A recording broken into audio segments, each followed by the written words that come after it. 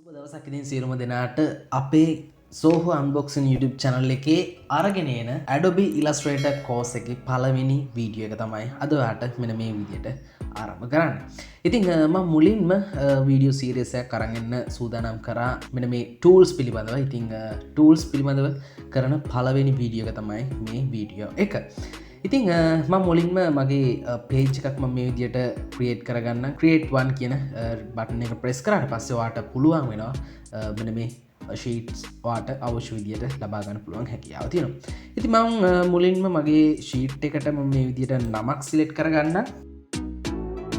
ඒ වගේම තමයි ඔයාලට ඔයාගේ ඔරියන්ටේෂන් එක මෙන්න මේ විදිහට ලෑන්ඩ්ස්කේප් නම් ලෑන්ඩ්ස්කේප් තෝරගන්න පුළුවන්. ඒ වගේම තමයි පෝර්ට්‍රේට් විදිහට තෝරගන්නවා නම් පෝර්ට්‍රේට් විදිහට තෝරගන්න පුළුවන්. ඉතින් මම මේ විදිහට පෝර්ට්‍රේට් තියාගෙන මම මේක ක්‍රියේට් කියන බටන් එක ප්‍රෙස් කරනවා. ඉතින් ඔයාලට දැන් බලා ගන්න පුළුවන් වෙනවා අපේ Adobe Illustrator worksheet එක වගේම work place එක මෙන්න මේ විදිහට තමයි අපිට බලා ගන්න පුළුවන් වෙන්නේ. ඒ වගේම තමයි ඔයා first time මේ software එක install කරලා open කරාට පස්සේ ඔයාට මෙන්න මේ කියන essential කියන මොඩ් එකෙන්දී තමයි ඔයාට බලාගන්න වෙන්නේ. ඉතින් මේ essential කියන මොඩ් එකේදී ඔයාට tools කිහිපයක් ඔයාට view කරන්න නැති වෙනවා. ඉතින් ඒක හින්දා ඔයා අනිවාර්යෙන් කරන් තියෙන්නේ essential classic කියන මොඩ් එකට ඔයා මේක convert කරගන්න ඕනේ. ඉතින් ඔයාට මෙන්න මේකෙදි ඔයාට පුළුවන් වෙනවා ඕන වැඩ පහසුවෙන් කරගන්න. ඉතින් අද මම ඔයාට කියලා දෙන්න සූදානම් කරගත්ත tools කිහිපයක් පිළිබඳව තමයි. ඉතින් ප්‍රධාන වශයෙන්ම ඔයාට alignment tool එක තමයි මම අද ඔයාට කියලා දෙන්න සූදානම් කරගත්තේ. ඉතින් ඒක තමයි alignment tool එක කියලා දෙන්න යනකොට මට tools කිහිපයක් අවශ්‍ය වෙනවා. selection tool එක, ඒ වගේම තමයි text tool එක, ඒ වගේම තමයි rectangle tool එක අනිවාර්යයෙන්ම මට අවශ්‍ය වෙනවා. selection tool එක අපි ගත්තට පස්සේ අපි හැමෝම දන්නවා selection tool එකෙන් අපිට ඕනම shape එකක් එහා මෙහා කරගන්න අපි selection tool එක use කරනවා. ඒ වගේම තමයි අපි text tool එක මම මේ විදිහට ලබා ගන්න ඔයාලට බලා ගන්න පුළුවන් වෙනවා මගේ mouse pointer එක change වුණා. ඉතින් මට මේක text area එකක් මම මේ විදිහට drag and drop කරලා මම මේ විදිහට මගේ text area එකක් මම select කරගන්නවා. select කරගත්තට පස්සේ ඔයාලට බලා ගන්න පුළුවන් වෙනවා මේක by default අපිට paragraph එකක් ඔයාලට හම්බ වෙනවා. ඉතින් මම මේක back space කරලා මම මේක අයින් කරගන්නම්. අයින් කරගෙන මම type කරගත්ත paragraph එකක් තියෙනවා මම ඒක මේ විදිහට paste කරගන්නම්. paste කරගත්තට පස්සේ අපිට පුළුවන් වෙනවා මේකේ size එක change කරගන්න. මම මේ විදිහට මේක select කරලා මෙතන තියෙන font size වලින් අපි මේක change කරගන්නවා. ඉතින් අපිට අවශ්‍ය අපි 36 කියන එක අපි යොදා ගමු. එතකොට අපිට ගොඩක් ලේසියෙන් පහසුවෙන් මේක පේන හින්දා. ඒ වගේම තමයි ඔයාලට දැන් මම කියලා දෙන්න යන්නේ අපි අද කරන tool එක හඳුනලා දෙන්න.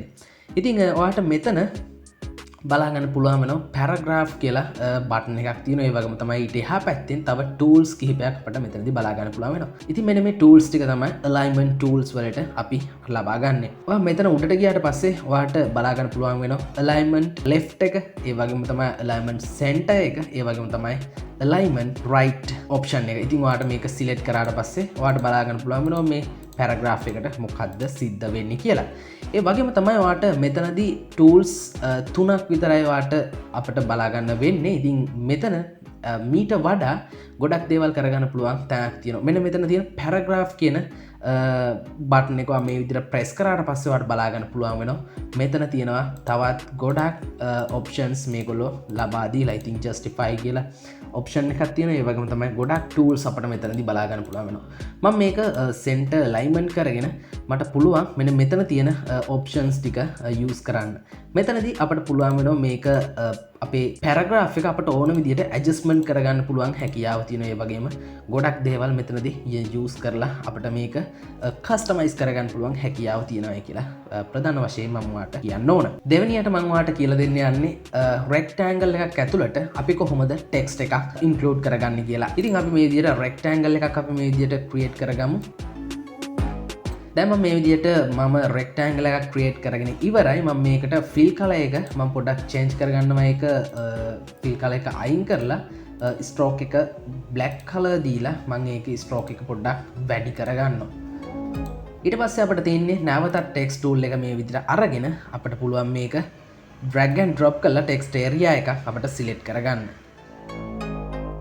සිලෙක්ට් කරගත්තට පස්සේ වාට කලින් වගේම by default අපට මේ විදිහට paragraph එකක් එනවා. ඊට පස්සේ මම මේක back space කරලා අයින් කරගන්නවා. අයින් කරගෙන මට අවශ්‍ය paragraph එක මම මේ විදිහට paste කරගන්නවා. ඉතින් මේතනදී අපට පුළුවන් මේකේ sizes මේක පොඩි කරගන්න පුළුවන්. එතකොට අපට සියලුම දේවල් ටික අපිට බලා ගන්න පුළුවන් හැකියාව තියෙනවා. හරි. දැන් ඔයාලට බලා ගන්න පුළුවන් වෙනවා මම ටෙක්ස්ට් එක කුඩා කරගත්තා. ඉතින් මට අවශ්‍ය විදියට මම පොඩ්ඩක් කුඩා කරගත්තා. ඉතින් අපිට පුළුවන් 24ට අපිට සේරම දාගන්න පුළුවන්. එතකොට අපිට සේරම පේන හින්දා ඉතින් ඊට පස්සේ අපිට කරන්න තියෙන්නේ පුංචි දෙයක්. ඉතින් මෙතනදී paragraph කියන බටන් එක මම කලිනුත් කිව්වා. ඉතින් ඔයාට මෙතනට ගිහිල්ලා ඔයාට මේ ටෙක්ස්ට් එක ඔයාට අවශ්‍ය තැනට එහා මෙහා කරගන්න පුළුවන් හැකියාව තියෙනවා. ඒ වගේම තමයි මම ඊළඟට ඔයාට කියලා දෙන්න යන්නේ rectangle එකක් මම නැවත අරගන්නම්. හරි, දැන් මම කලින් වගේම මගේ fill color එක මම පොඩ්ඩක් change කරගන්නවා. ඒ වගේම stroke එකක් දාගන්න ඔයාට පෙන්වන්න ඕන හින්දා දෙක තෝරගන්නවා. ඊට පස්සේ මම කරන්නේ මෙන්න මේ ටෙක්ස්ට් කියන ටූල් එක යොදාගෙන මම මෙන්න මේ විදියට මේක ඇතුළට ඇවිල්ලා කලින් වගේ ටෙක්ස්ට් ඒරියා එකක් මම සිලෙක්ට් කරන්නේ නැහැ. නමුත් මම කරන්නේ මෙන්න මෙතන උඩට ගිහිල්ලා ඔයාට බලන්න පුළුවන් වෙනවා මෙන්න මේ mouse pointer එක change වෙනවා. මෙන්න මේ change වෙන අවස්ථාවේදී මම මේක click කරනවා. ක්ලික් කරාට පස්සේ ඔයාලට බලා ගන්න පුළුවන් වෙනවා තවත් by default අපට paragraph එකක් මේ විදිහටම create වෙලා තියෙනවා. මම ඒක අයින් කරගන්නම්. අයින් කරගත්තට පස්සේ මම නිකන් අකුරක් මේ විදිහට type කරගෙන යන්න. ඔයාලට බලා ගන්න පුළුවන් වෙනවා මොකද්ද සිද්ධ උනේ කියලා. මේ ටික type වෙලා ඉවරුණාට පස්සේ ඔයාලට බලා ගන්න පුළුවන් මෙන්න මේ විදිහේ අපිට text එකක් අපිට create වෙලා තියෙනවා. ඉතින් ඔයාලට කලින් rectangle එකේ ඔයාලට ස්ට්‍රෝක් එකත් එක්ක ඔයාට ටෙක්ස්ට් එක ඔයාට ඇතුළට ඉන්ක්ලූඩ් කරගන්න පුළුවන් හැකි වුණා වගේම ඔයාට දෙවෙනි එකේදී ඔයාගේ රෙක්ටෑන්ගල් එකේ ස්ට්‍රෝක් එක පෙන්වන්නේ නැහැ. ඉතින් මේකත් හොඳට ප්‍රැක්ටිස් කරන්න. ඊට කලින් මම ඔයාට කියලා දෙන්න යන්න ඕන මෙතනදී අපි කොහොමද සේව් කරන්නේ මේ ෆයිල් එක. ඉතින් ඔයාට normally මේ විදිහට ෆයිල් වලට ගියා. ෆයිල් වලට ගියාට පස්සේ අපිට පුළුවන් save as කියන බටන් එක press කරන්න.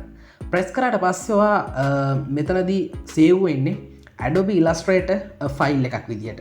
අපිට මේක PNG ෆයිල් එකක් විදියට ගන්න අවශ්‍යතාවයක් තියෙනවා නම් ඒ වගේම තමයි අපිට JPG එකක් විදියට මේ වගේ විදියට ගන්න පුළුවන් හැකියාව තියෙනවා.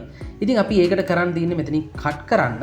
ඒ වගේම තමයි නැවතත් ෆයිල් වලට යන්න. ෆයිල් වලට ගිහිල්ලා export කියන option එක ලබා දෙන්න.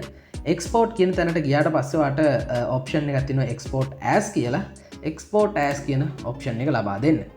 ඊට පස්සේ ඔයාලට බලා ගන්න පුළුවන් වෙනවා මෙතනදී ඔයාගේ ෆයිල් එකට නම ලබා දීලා ඒ වගේම තමයි ඔයාලට මෙතන PNG වගේම CSS BMP වගේ ගොඩක් එක්ස්ටෙන්ෂන් වලින් ඔයාලට මෙන්න මේ ෆයිල් එක ලබා ගන්න පුළුවන් හැකියාව තියෙනවා. එහෙනම් ඉතින් ඊළඟ වීඩියෝ එකේදී අපි නැවත හමු වෙමු.